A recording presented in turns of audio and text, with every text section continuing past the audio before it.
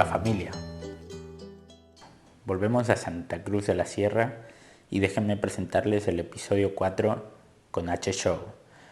Él es un creador de contenido que lo primero que me desprende de esta entrevista es su profesionalidad. Yo tenía como preconcebido que ser youtuber era divertido, pero no llegué a entender la magnitud de lo que hacen hasta que conocí a H. En breves minutos de interacción te das cuenta de toda su profesionalidad, lo preparado que está, así como lo que hace de verdad es toda una profesión. Como todos, tengo un sobrino llamado Rodrigo que quiere ser youtuber. Vendría a ser un futbolista del siglo pasado. Seguro vos tenés un primo, hermano, sobrino, da igual. Te invito a que se lo hagas escuchar para que se lo replantee si se quiere dedicar a esto y sacrificar y todo lo que esto conlleva. Todos somos Rodrigo. Empezamos.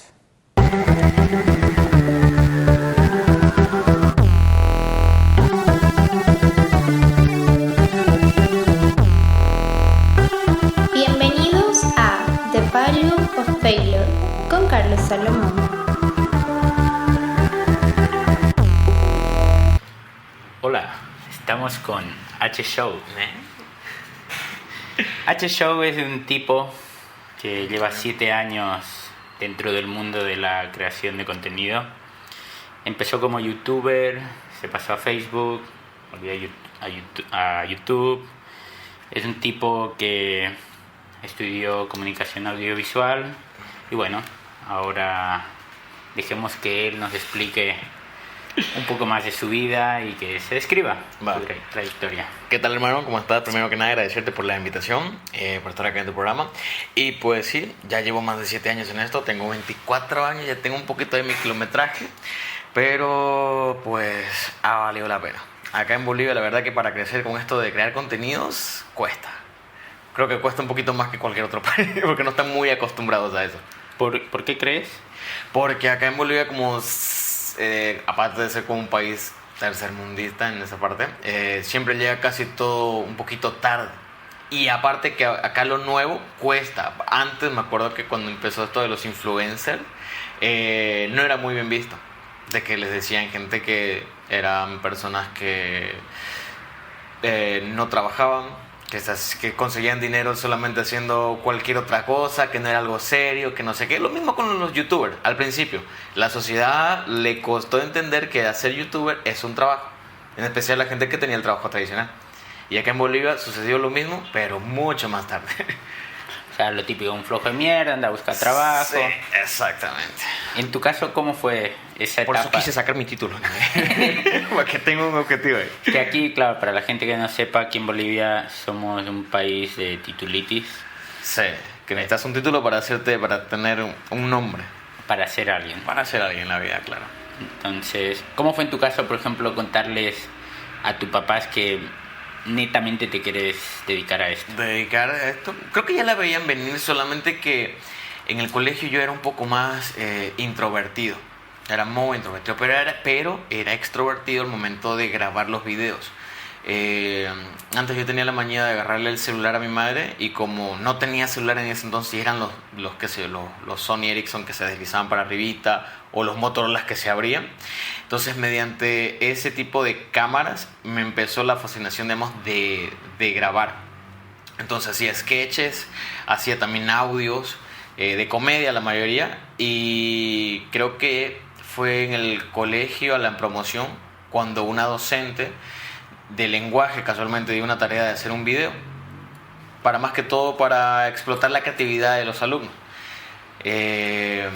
Y ahí fue donde aproveché el talento que lo vine desarrollando de esto de hacer los videos, y con mis amigos me ayudaron y empecé a grabar un video que era una parodia. En ese entonces me inspiré bastante. Acá en Bolivia, por ejemplo, están los mismos, que Pablo Fernández y Sebastián, que tenían su programa de televisión, y algo similar quise hacer en ese trabajo. Lo hice, vi que tuvo una gran aceptación cuando lo presenté, me gustó esa sensación, y entonces ahí fue donde dije, esto tengo que hacerlo, digamos, ya en YouTube. Aparte que siempre que llegaba del colegio me encantaba ver a youtubers desde que llegaba hasta el final, digamos, y después me acordaba que tenía tarea. El caso fue de que empecé a buscar acá en YouTube si había youtuber boliviano y no había, o sea, o costaba. Tampoco le ibas a encontrar youtuber boliviano, no te aparecía nadie.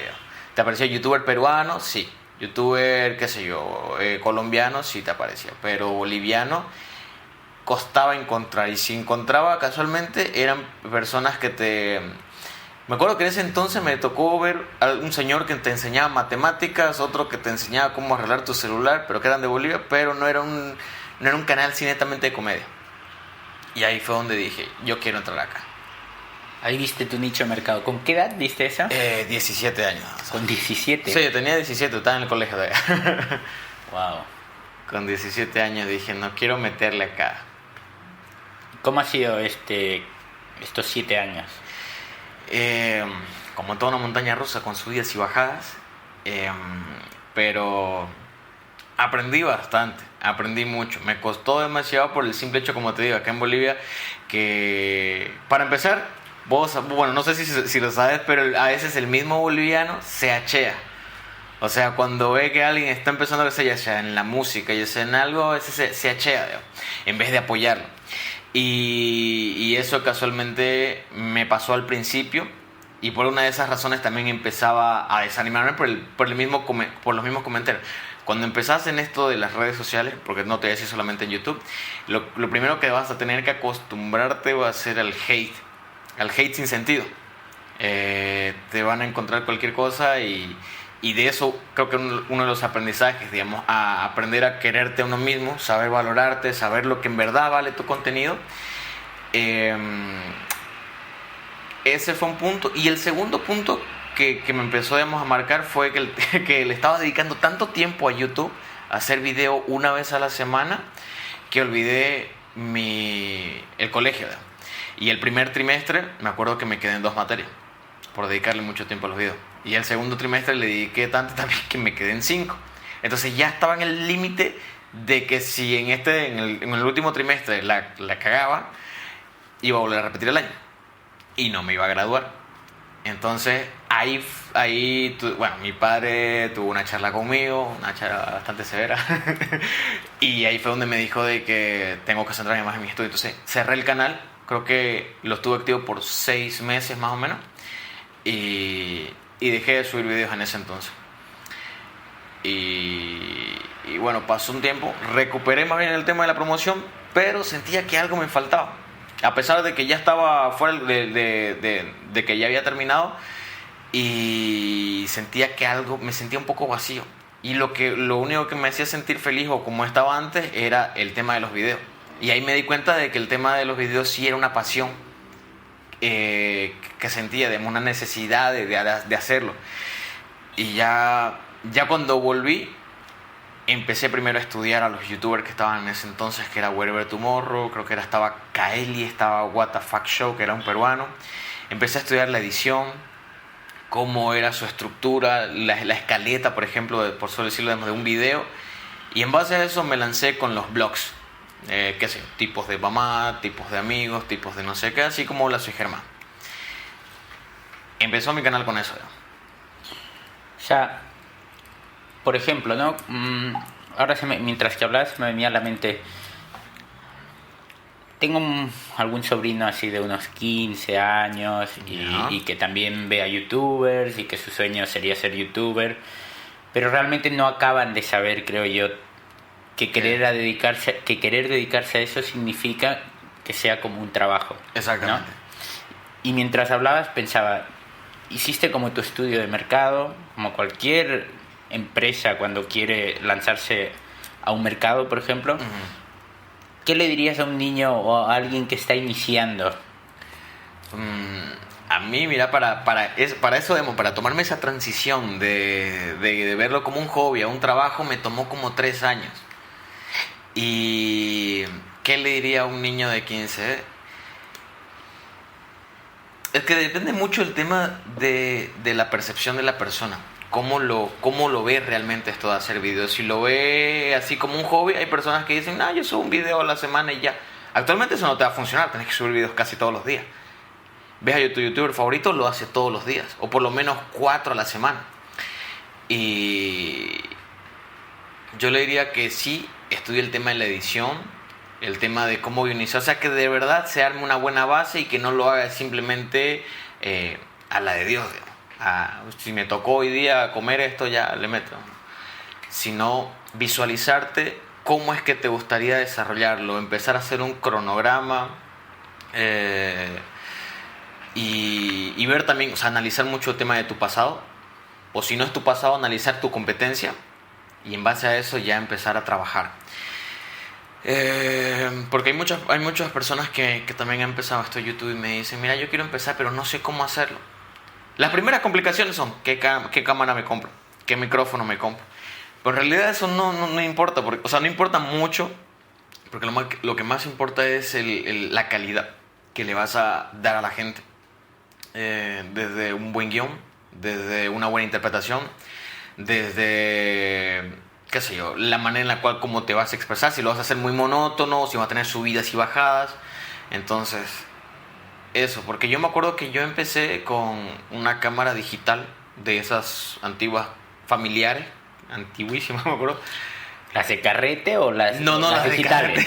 No, las primeritas digitales, digitales. Digital. Igual, si se me fregaba, porque me acuerdo, me duró una temporadita y luego empecé con mi Galaxy S3, un Samsung, y con eso pantalla frontal, cosa que nunca se debería hacer. Bueno, actualmente sí se hace porque ya tiene mucha calidad, digamos. Pero antes no, porque se veía hasta más nublado, hasta más borroso y no sé qué. El trípode eran parlantes. Las luces eran caseras porque yo las hice, digamos, te apuntaban en distintos lugares. Entonces cada vez fui mejorando. Y lo mismo con el tema de los micrófonos. Era un micrófono así, agarrado acá como lo tenemos ahorita, con un flip. Y con eso, cada vez ya se puede ir mejorando, digamos. Y en parte también me ayudó mucho el tema de mi padre. Ya después de un buen tiempo ya me compré una cámara semiprofesional. Y ya con eso traté de mejorar el tema de la calidad. Pero eso es lo que le diría a la persona que le gustaría empezar, digamos, que se decida, que no lo vea como un hobby. Está bien para empezar, digamos. Pero si en verdad quiere dedicarse a eso, no es le voy a dedicar medio tiempo. No, es 100%. Si quieres ver resultados, es el 100%. Por ejemplo, ahora, ¿en qué consiste tu día a día, digamos? Actualmente mi día a día consiste en planear cuál va a ser el próximo video. Normalmente siempre eso me lo tengo en la cabeza. ¿Por qué? Porque en estos 7 años he tratado... o sea, ¿para qué te mentiré? He sido constante durante estos 7 años. Y mi día a día consiste en levantarme. A veces no a la misma hora porque depende mucho, a veces varía bastante. Pero siempre trato de pensar en la noche. ¿Qué voy a grabar el día de mañana? Ya, esto. Entonces lo empiezo a estructurar. He tenido días en los cuales he tenido un cronograma, horarios. ¿Funciona? Sí. ¿Cuesta mantenerlo? También. Pero actualmente mi prioridad es qué contenido les voy a ofrecer al día siguiente a mi público. Ese para mí es como mi día a día. Porque aparte, si no hago contenido, dejo de empezar a tener el alcance que tenía. Y actualmente que trabajo con marcas, ya no va a ser lo mismo. Probablemente ya esté trabajando en algo tradicional. Tengo más bien el privilegio, digamos, de poder hacer mi trabajo en casa. Entonces eso me ayuda bastante. En especial con esto de la pandemia. Un vídeo de 5 minutos, ¿cuántas horas de tu trabajo tiene detrás?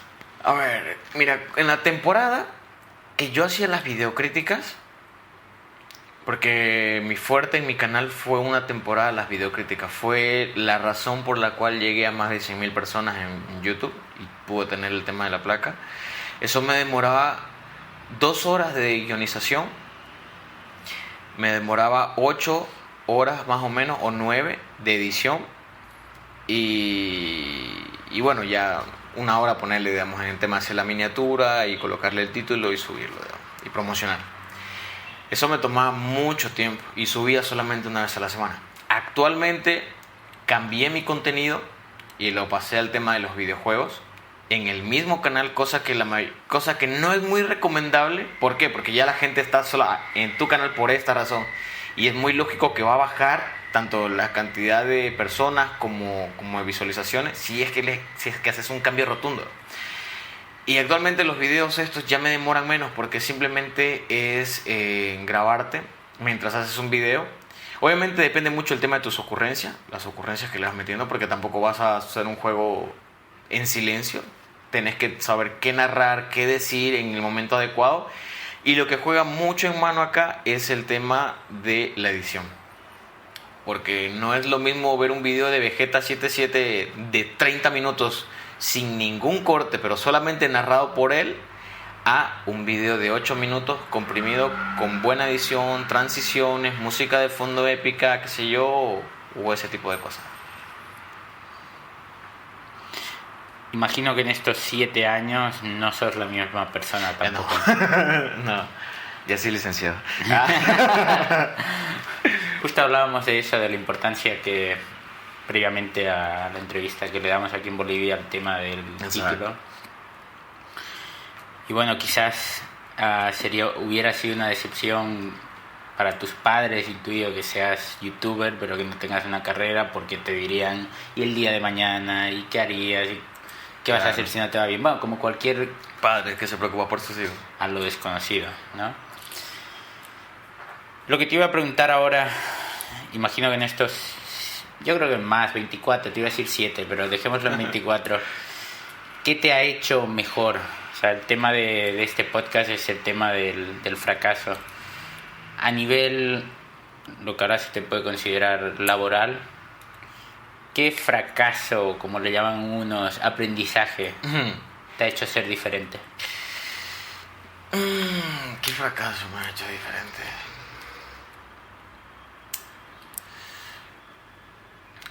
Me hiciste pensar ya duro. A ver, yo creo que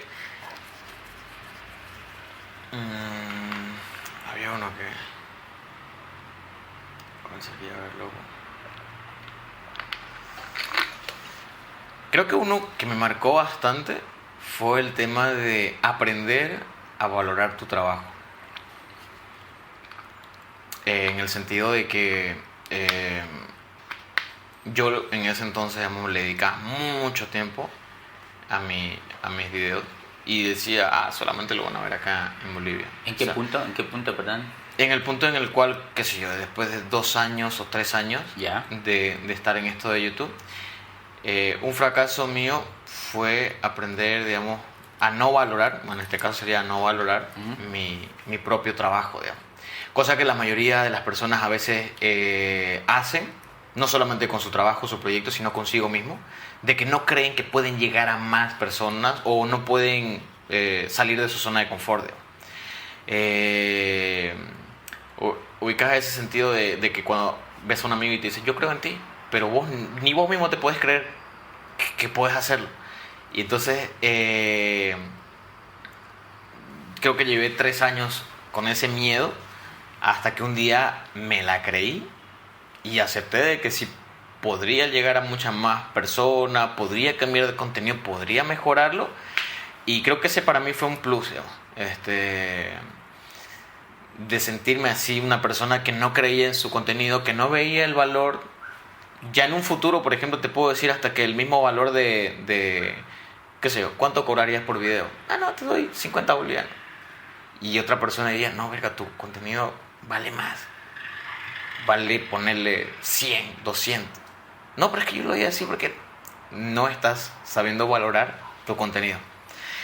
Y lo mismo, como te dije, digamos, en eso de creérsela. Entonces, creo que un punto fue eso, digamos.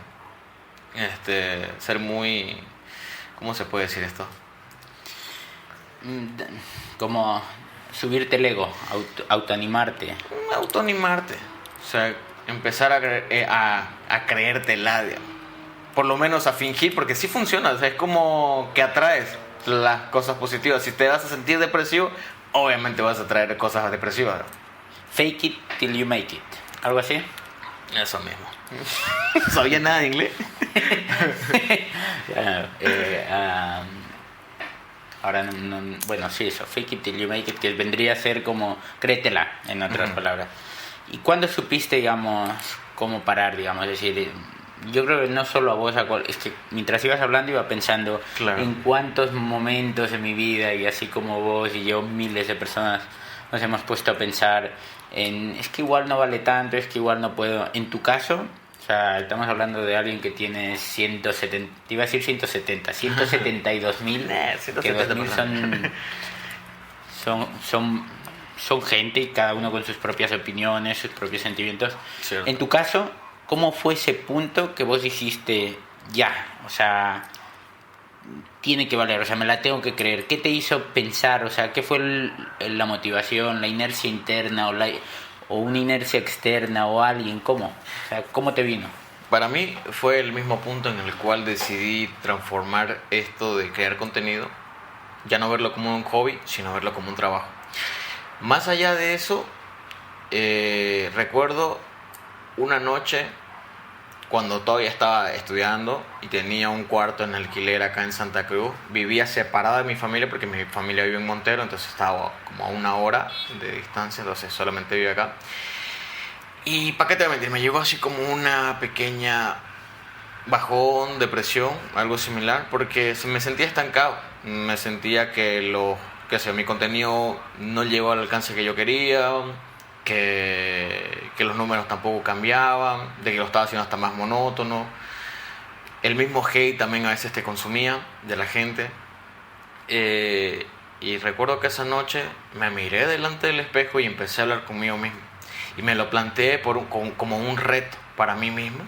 Y me acuerdo que de ahí en adelante me sentí tan motivado por lo que había dicho. No sé cómo llegó esa inspiración, pero me lo dije a mí mismo mientras me miraba al espejo. Y me ayudó un huevo. Me ayudó bastante para al día siguiente ya no empezar a bajonearme, sino a seguir adelante. Y hay un amigo mío me dijo una palabra muy importante que hasta ahorita se me queda y creo que para todas las personas siempre le va a funcionar, que es la palabra reinventarse. Que cuando sentís que te sentís estancado necesitas una reinvención. Y me acuerdo que en ese entonces utilizó el ejemplo de Luis Fonsi. Luis Fonsi era una persona que cantaba canciones clásicas y no sé qué, y después le sacó la de Despacito y fue un súper éxito. Y de ahí en adelante ya aprendió. Entonces el tema de la palabra reinventarse me ayudó mucho. Entonces ahí fue donde empecé de hacer blogs normales que hacía de situaciones cotidianas, a empezar a hacer ya blogs de viajes, blogs de mi vida diaria, y empecé a variar, digamos, con varias cosas. Ahí fue donde con esos mismos amigos tuvimos la idea de mudarnos a una casa y empezar a hacer contenido. Algo nuevo, nunca lo había hecho, me costó aprender, tuve bastantes experiencias, buenas y malas, sí, pero eso, de reinventarse, salir del tema de zona de confort, ayudó bastante. Y actualmente estoy pasando por lo mismo, porque antes, ponele que tenía 100.000 visitas por un video, actualmente cuento con 5.000, pero es porque cambié de contenido. El contenido ahorita está otra vez desde abajo. Si no haya tenido toda esa experiencia, yo creo que me bajonearía un huevo. O sea, diría, no, ya no quiero ser youtuber. O sea, ya ahí lo dejé porque puede ser posible, tengo bastantes personas acá, pero ya no tengo la responsabilidad. Pero es porque cambiaste el contenido. Entonces tenés que aprender a reinventarte. Si eso no les gustó, entonces trata de hacer algo diferente. Algo que te marque, algo que veas que no es normal, digamos. O cotidiano acá, digamos. ¿Cómo haces, pero para no perder la esencia? Para no perder la esencia, es que, no sé, siento que es con tiempo eso, con tiempo. Porque a mí me costó creo que 2 años o 1 año y medio de encontrar mi estilo. Al principio mis primeros videos, esos que te hablé de esos 6 meses atrás, bueno, los primeros 6 meses, eran una copia de Wherever Tomorrow, era una copia de Hola soy Germán, era una copia de Julián Serrano, desde el mismo saludo, la misma edición y todo ese tipo de cosas. Porque me sentía que no era H-Show. Era H-Show siendo Hola soy Germán, H-Show siendo Wherever Tomorrow. Y ya después de un tiempo me empecé a darle lo que le dicen, ¿no? La esencia de tu canal. Y me di cuenta que con el tiempo mi esencia de mi canal es el tema de la edición, porque le dedico mucho tiempo en eso. Entonces, lo que puede llegar a marcar o a diferenciar, digamos, de otros youtubers de mi canal es el tema de la edición, porque esa es mi esencia. Y esa es mi personalidad, digamos. Y eso trato de adaptarla con las nuevas cosas o las nuevas ideas que voy añadiendo. Si no hubieras tocado fondo en aquel punto que me dijiste que sentías que te estancabas, que tuviste que mirarte al espejo. Quizás el cambio que has dado ahora no lo hubieras dado. No, no lo hubiera dado. Yo creo que lo había dejado. Y es más, o sea, si ni siquiera haya tenido esa preocupación y simplemente me haya valido y lo haya seguido viendo como un hobby, yo creo que me haya centrado en otra cosa. O sea, haya cambiado, digamos, de rubro, de contenido, porque cuando salí del colegio no sabía qué estudiar. Quería ser doctor. Quería ser doctor. Y porque no sabía, digamos, dónde estudiar esto de comunicación. No sabía si acá en Bolivia o en Santa Cruz había esa carrera. Y más bien sí la encontré y casualmente era lo que yo buscaba. Y en parte la universidad igual me ayudó mucho el tema de explotar mi creatividad, aprender esto de planos, ángulos y ese tipo de cosas. Eso me ayudó bastante. Pero sí, siento que, o sea, creo que estoy viviendo casi lo similar hace unos cuantos años, solamente que ahora ya sé qué hacer y no estoy bajoneado.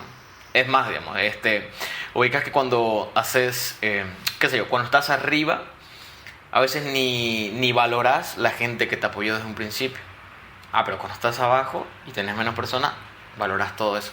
Entonces ahorita yo estoy en ese punto de que un día, es así en el tema, digamos, creo que, no sé si las redes sociales o de esto, un día puedes estar arriba, otro día puedes estar acá. Y eso me di cuenta con varios amigos que creaban contenido. Cuando yo me sentía que estaba arriba, tenía varios amigos de que estaban así empezando, que tenían muy pocas repro y no sé qué. Y siempre, como te digo, yo soy una persona un poquito competitiva, entonces siempre trataba de estar arriba. Y mira, ahora se volcó la tortilla. Lo mismo pasa en una relación, tú te das cuenta. Lo mismo pasa en una relación. A veces vos como que te haces el difícil, que no sé qué, pero al final después ya se termina haciendo la difícil y, madre, ¿en qué momento se volcó la tortilla? Pero sabes de que probablemente se pueda volver a volcar otra vez. Entonces, yo ando trabajando para otra vez estar arriba de... Oferta y demanda. Exactamente. No sé, ahora estaba pensando un poco en tu caso y yo creo que el hecho de haber pasado esta reinvención que ahora estás en el pasado, ahora que la estás volviendo a aplicar, es como que un fracaso te ha ayudado a estar donde estás, porque tampoco es que estés sin seguidores, tampoco es de que te hayan cerrado el canal, sino que simplemente estás buscando nuevos horizontes. Pero ahora, en tu caso, digamos, si te fuera bien o no te fuera bien, en base a tu otra experiencia más tu experiencia acumulada total, ¿cómo sabes cuándo parar, digamos?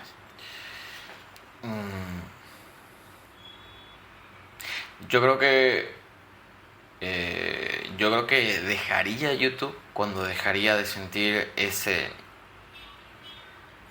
esa patadita o ese cosquilleo que llevo dentro. Cuando te dije, cuando lo dejé por un tiempo, sentía una necesidad que me faltaba en mí mismo, digamos, para seguir. No sé, no me sentía el mismo. Desde que lo experimenté, desde ese momento de sentir esa aprobación, digamos, de mis compañeros cuando les presenté el video y les gustó, no sé, sentí algo bonito en mí y creo que de ahí en adelante lo sigo sintiendo hasta ahora, digamos. Veo los comentarios de que me ayudaste o me hiciste reír o me mejoraste el día, que no sé qué. Esos comentarios te ayudan bastante. Un video tuyo que lo grabaste por entretener ayudó o le cambió el día a alguien. En parte ayuda mucho eso. Y yo creo que el día que lo deje de hacer sería cuando deje de sentir esa necesidad. Cuando pasen 2 meses sin que suba un contenido y no sienta nada. O sea, estás aquí, ¿crees que la clave de tu éxito es la pasión que le metes? En realidad creo que la palabra sería la pasión. Porque mi canal lo trato como un bebé. O sea, trato de que siempre esté actualizado, o sea, actualmente, como te digo, subí un video a la semana. Actualmente estoy tratando de subir 4. Si te consume tiempo, te consume mucho tiempo. Por más de que sea un videojuego, el tema de editar, el tema de pensar, el tema de que funcione o de que sea mejor que el de ayer, o sea, es tedioso, ¿no? Entonces, imagínate meterle 8 horas de de edición a un video para que tenga solamente 200 visitas. Jode. Jode. Entonces es bueno tratar de que esa pasión no muera, por más de que no te vaya bien. Con tal que a vos te sientas a gusto con el contenido que hiciste, no va a morir todavía. Eso a nivel laboral. Ya. Y a nivel personal, ¿te tomás la vida de la misma manera? Los aprendizajes, los fallos, etcétera. A nivel personal probablemente que sí, pero a nivel laboral no. Ahí, digamos, la cosa ya es un poco más, o sea, es diferente. En mi caso, digamos, sería ya con otras personas que, qué sé yo, te dicen, necesitamos una publicidad de tal cosa, ya. Yo podría checar qué estaría en tendencia o cómo me gustaría realizarlo, cuál sería mi manera de presentarlo, pero la mayoría de las veces la marca siempre hace su estudio de mercado, desarrolla, te tienen que aprobar y desaprobar, no, tales palabras no podemos decir, tales expresiones no están adecuadas para la marca, y entonces ya hay más personas atrás, entonces ya no es un poco más libre, cosa que la mayoría de los creadores de contenido nos gusta, que sea un poco más libre, digamos. Entonces no es lo mismo para mí. No es lo mismo. Contame algo que haya cambiado tu vida, algún fallo. Es que ahora últimamente tengo hasta miedo de decir en qué fallaste, porque es como atacar a la persona, ¿entendés? Yo siento que fallar para mí fue cerrarme mucho con esto de las plataformas que te dije. Fallar a no, o sea, a centrarme solamente en ese entonces yo solamente quería ser conocido como youtuber, un youtuber boliviano, pero no un facebooker, no un instagramer. No veía futuro en otras plataformas en ese entonces. No veía el potencial que te podía generar al vincular, digamos, las plataformas. Y creo que para mí fue eso, en llegar a un punto en el cual lo sentí tanto como monotonía en mi canal de YouTube, que no subía ni números ni nada, que decidí, digamos, pasar a otra plataforma. Y ese fue otro punto, digamos, que me ayudó, porque recibió tanta aprobación en Facebook que la gente pedía más. Entonces, como yo ya tenía bastante contenido en YouTube, les empezaba a sacar videos diarios en la página y tenía reproducciones, entonces colocaba a veces los links, y cuando ya se me acabó el contenido en YouTube, lo que hacía era subir el video de 1 minuto y luego así como de continuará, o dale clic aquí si quieres ver la continuación, y la gente le daba clic y se iba a YouTube. Y lo mismo con Instagram, empezaba a hacer historias de decirles, chicos, pueden, si quieren ver el video, o les dejaba un pedacito del video, o la mejor parte a media, para que vayan a verlo, con el link, digamos, que en ese entonces, como no había llegado a los 10K, lo dejaba en el perfil de Instagram del último video. Después, a ver, otra que me acuerdo que era ya en el tema laboral, por ejemplo, una experiencia que me acuerdo que creo que yo de ahí en adelante aprendí, y te diste cuenta cuando me preguntaste cómo te gustaría que te presenten, y te dije con H-Show, el posicionamiento de tu marca. Porque me acuerdo que una de las primeras marcas que me contactó fue esta Fanta, por ejemplo, y cuando hice mi primera publicidad, que fue en Argentina, la publicidad esa iba a salir en la televisión, iba a salir en las redes sociales, iba a salir hasta en otros países, y yo iba a ser el protagonista. Y en ese entonces, como se grabó no sé qué, que yo tomaba y no sé qué cosa decía, el nombre decía Hugo. Entonces la gente decía, ¿quién será este? Entonces ponían Hugo y pues, le aparecía un bollazo de cosas, no le aparecía mi contenido, ¿me entendés? Y ahí me di cuenta del tema de posicionamiento de marca. ¿Cómo querés que la gente te conozca? ¿Como Hugo o como H-Show? Y ahí me di cuenta, digamos, de que... Y me acuerdo que les hablé y les dije si podían modificarlo. Me dijeron, no, ya está subido, es muy tarde, no sé qué, ya están en la tele. Y, madre. Ahí me di cuenta, pucha, ¿cuánto público habré perdido en ese entonces por no preguntar o por no estar bien al tanto o informado de ese tipo de cosas?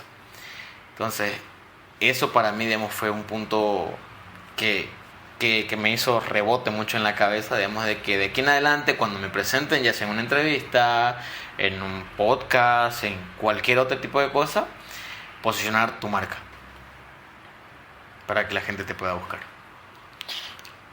¿Qué otro evento en tu vida te ha hecho cambiar?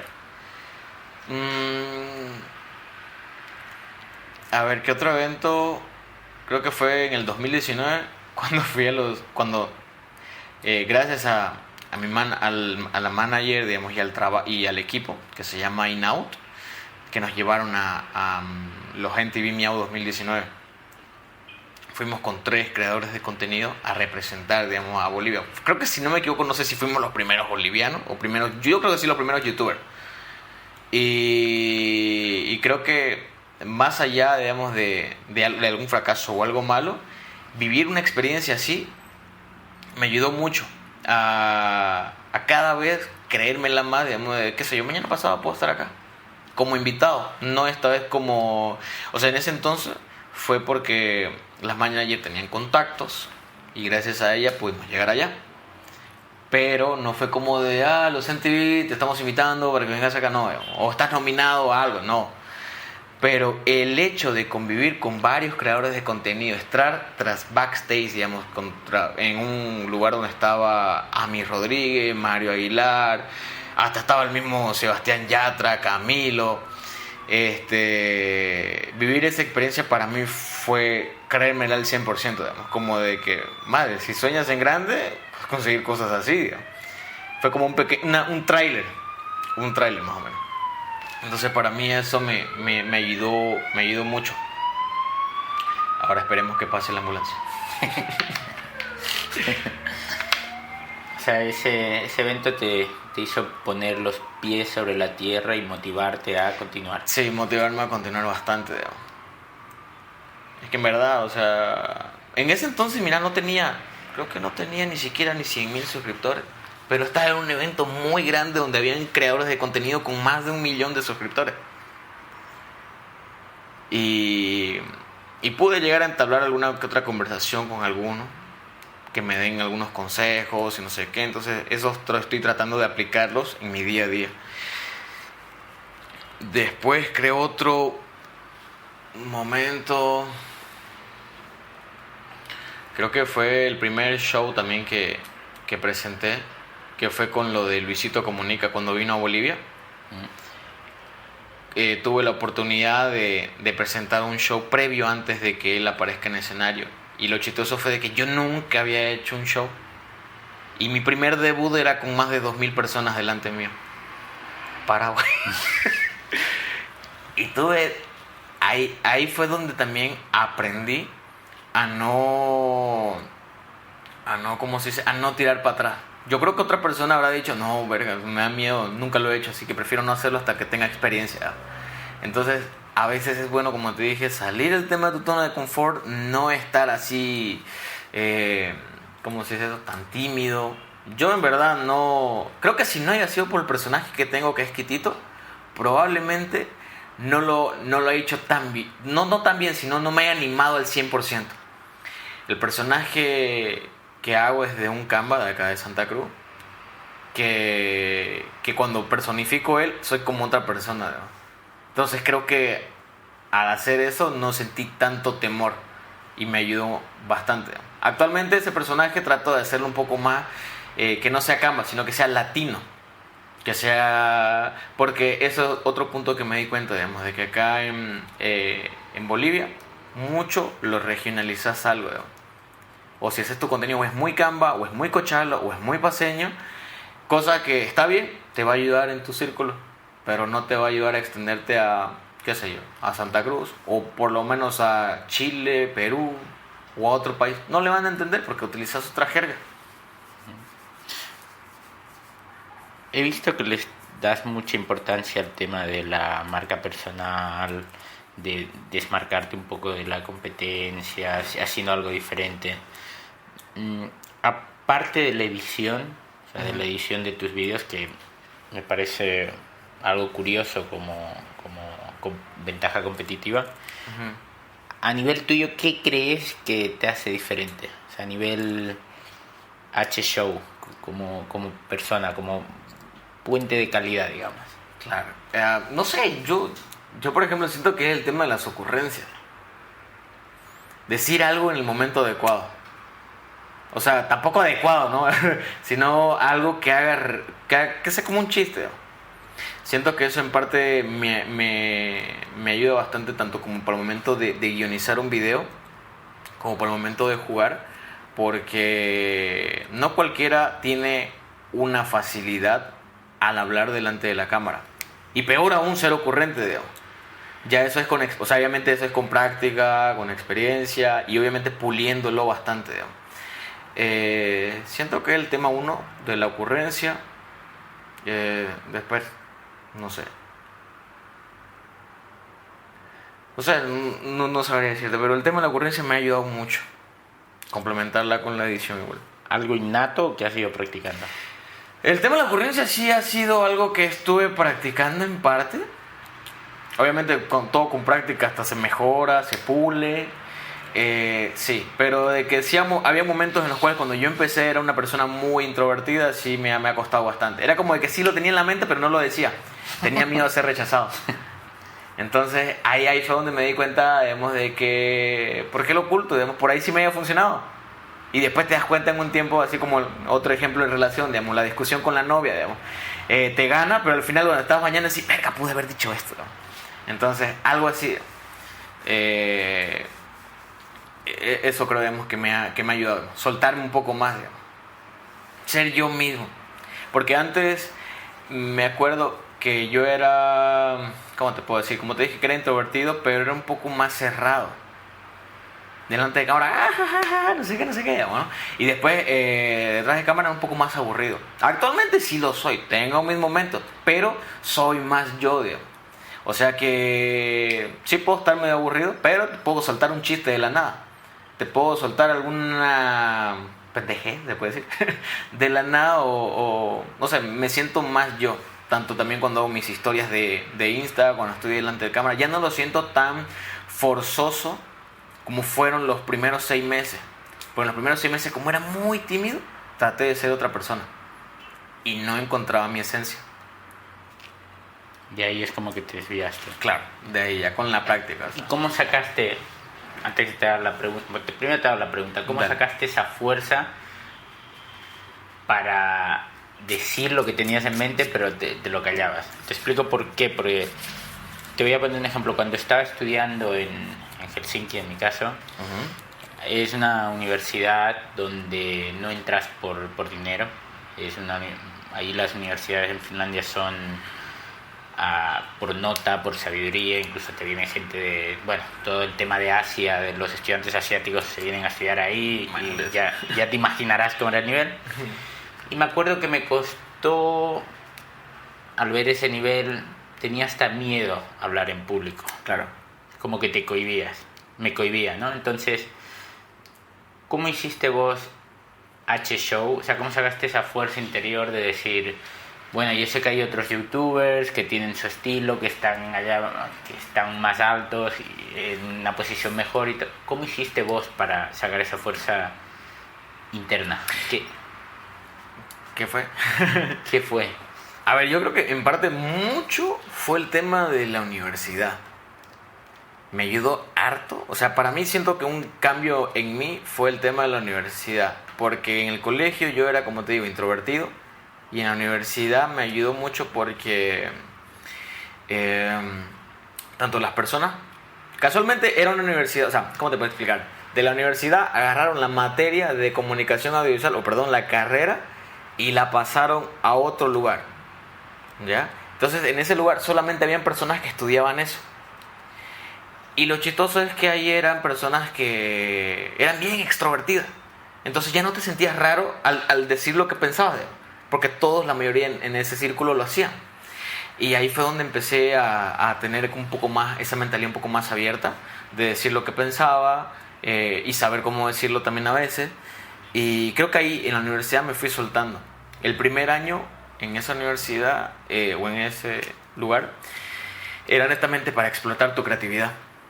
Y a mí me ayudó bastante porque una vez a la semana me acuerdo que nos daban metáforas que teníamos que presentar cada sábado. Qué sé yo, me acuerdo la primera que era miscelánea. Miscelánea, tenés estas 3 metáforas que son, qué sé yo, iglesia, familia, mochila. Tenías que unir esas 3 cosas en una miscelánea y presentarla en una puesta en escena. Y a mí me gustaba eso porque yo antes me esmeraba toda una semana para crear un video. Entonces ahí exprimía, ya estaba mi cabeza un poco más acostumbrada a esto de trabajar y presentar alguna vez a la semana. Y hacerlo más seguido fue lo que me ayudó, digamos, a ser un poco más yo, digamos, ser más expresivo. Me ayudó mucho el círculo en el cual me rodeé, digamos, que eran los de comunicación. ¿Ubicás la serie esta Victorious? No. ¿En serio? Ay, verga. ¿Ubicas a Chaplin? A Chaplin creo que sí. Es que no soy muy de... Bueno, yo creo que la gente que va a estar escuchando esto ubicará a Victorious, pero más o menos hay un lugar que se llama Hollywood Arts, Hollywood, que es la escuela esa, y ahí la gente es súper expresiva. Cada quien tiene su esencia. Unos son músicos, otros le dedican a la pintura, otros le dedican a la edición, otros a la fotografía y así. Y eso es lo que me gustaba en ese lugar, que cada persona tenía su talento, hasta su misma manera de vestir. Veías a alguien con cabello rojo, alguien con muchos piercing, con muchos tatuajes, con algo diferente, hasta la misma manera de expresarse. Entonces eso es lo que me agradó tanto de ese lugar. Y eso es lo que te... Bueno, sí, lo que me hizo encontrarme a mí mismo, digamos, cómo es realmente mi personalidad. Porque a veces ir a un lugar así como dicen, ¿no? En un colegio, todos con el mismo uniforme, todos con la misma educación, no sé qué, digamos, es como robots, digamos. No son muy libres. ahora se me viene a la mente que ser youtuber es como salirse de lo normal, ¿no? Más o menos, sí. Hablando de aprendizajes, que me dijiste gracias al aprendizaje de tu carrera, y ya para ir concluyendo, ¿qué es lo que has aprendido que no sea en la universidad o de tus padres? Así, a nivel tuyo, o sea, si tuvieras que escribir un libro tuyo, ¿qué es lo que has aprendido que no has visto en otro sitio? Que ha sido de H-Show.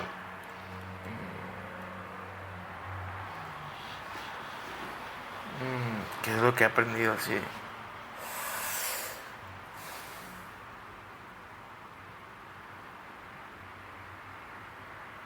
Me dejaste pensando, luego. Es normal, yo creo que son preguntas un poco profundas que hacen que la gente también se pare a pensar qué somos, de dónde venimos. Es que, claro, no, pero es que es muy específico, porque me pedís algo que no, o sea, que aprendí de mí mismo sin papá y mamá, digo, que son los que normalmente siempre te enseñan todo. ¿Viste que vinimos programados de alguna manera? O sea, lo que pasa dentro de tu niñez es lo que te marca en el futuro, y uno tiene que romper esos pensamientos o esa programación interna que tenemos. Voy a dar un ejemplo. Yo, por ejemplo, pensaba cuando era pequeño que las chocas, o las rubias, los ojos azules, eran diosas. Y lo tenía muy incrustado en mi manera de pensar. Hasta que hubo un punto que la vida me enseñó de que no, de que eso no importa. Bueno, acá en Bolivia quizás todavía más, ¿no? Pero allá en Europa es como... Claro, no, es una más, digamos, ¿no? Entonces, ¿qué te enseñó la vida vos? Te estoy poniendo ese ejemplo porque creo que a mí me marcó, ¿no? O sea, es un ejemplo tonto, pero imagínate vos un niño que piensa eso, ¿no? Claro. Y ahora estás con una asiática. Las dos... A ver, madre, no sabría, a ver. Por ejemplo, yo siento que una de las cosas que me ayudó, digamos, no que me ayudó, no, que aprendí solito, fue el tema de independizarme. Recuerdo mucho que cuando yo estaba en la casa de mis padres, quería salir porque no me gustaba obedecer a veces las reglas, digamos. Y siempre me acuerdo que les decía que quería irme, o sea, por eso es que cuando viví acá, mientras estudiaba la carrera, opté por un cuarto, porque no quería volver a casa. Quería sentirme independiente. Y obviamente no me sentía al 100% independiente porque todavía mi papá me pagaba la universidad, me pagaba la comida, me pagaba el alquiler. Y cuando tuve la primera oportunidad de trabajo con esto de crear contenido, aprendí el valor que le das a tu tiempo y al dinero. Porque desde ese entonces que recibí mi primer pago, y me acuerdo que le dije a mi padre que ya no me pague, o sea, que ya no me dé dinero. Y empecé a aprender a valorar el esfuerzo del dinero, cosa que antes en la casa nunca aprendí, digamos, porque cuando viví en la casa Alfa, por ejemplo, yo era la mamá. Me sentía como la mamá porque hubo un punto en el cual me acuerdo que le decía a los chicos, hay que limpiar acá la sala, no sé qué, digamos, y te dicen, no, ya ahorita lo vamos a hacer. Y me daba tanta bronca y decía, madres, o sea, me acuerdo que yo le decía eso a mi madre, cuando me decía limpia esto y decía, ya después, y al final lo hacía y se enojaba. Y yo decía, ¿por qué se enoja si lo voy a hacer? Y ahí entendí el porqué, digamos, el porqué se enojaba o se molestaba, digamos, ciertas cosas. Después el tema del tiempo, digamos. Oye, H, ¿te parece que vayamos a una fiesta? Y tú, ¿tengo tarea o tengo que editar un video? Y entonces ahí priorizabas el tema de tu tiempo, digamos. Me acuerdo que eso lo aprendí por sí mismo, o sea, no, mi padre no me decía así como de, no, hace esto y después eso. Creo que eso, digamos, el valor de conseguirte los pesos y el valor que le das a tu tiempo, digamos. Parece fácil, pero independizarse... Me costó, digamos. Más bien agradezco a Dios, digamos, de que el primer trabajo sí me dio un sustento como para ya independizarme, digamos, casi al 100, ponele, digamos. Pero obviamente tuve que trabajar más para conseguir más dinero, digamos, y ahí poder ya sustentarme y dejar de pedir. Y actualmente ya no le pido dinero a mi padre. Sí me ha ayudado en algunos momentos, como yo también he tenido la oportunidad de ayudarlo cuando él también lo necesitaba. Pero normalmente no me gusta pedirle dinero a él.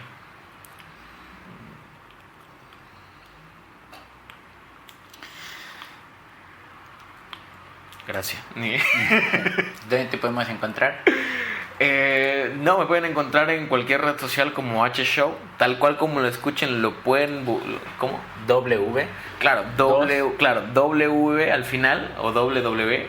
Pero si ustedes... Yo creo que actualmente ya llevo tanto tiempo que sé que ese nombre ya está posicionado. O sea, ese era uno de mis metas. Entonces, hagan el experimento en este momento. Si escriben H Show y la primera persona que les aparezca, probablemente sea yo. Entonces, eso. Y hacer me acuerdo de mis metas, por ejemplo, de cuando empecé. Ser entre los primeros de Bolivia. Digamos. Que cuando diga alguien youtuber boliviano de otro país, H Show. Eso era una punto. ¿Estás en Facebook? En Facebook, en Instagram y en YouTube. En YouTube, no Twitter. No, eso acá no se usa. No acá no se usa Twitter. Bueno, en sí, los que utilizan Twitter acá en Bolivia son los políticos. Los políticos. Exacto. Gracias a H Show con W. Ha sido un placer hablar con vos y desde aquí les puedo decir que en esta sala se ha visto un tipo que habla desde el corazón. Gracias, hermano. Te agradezco nuevamente por la entrevista.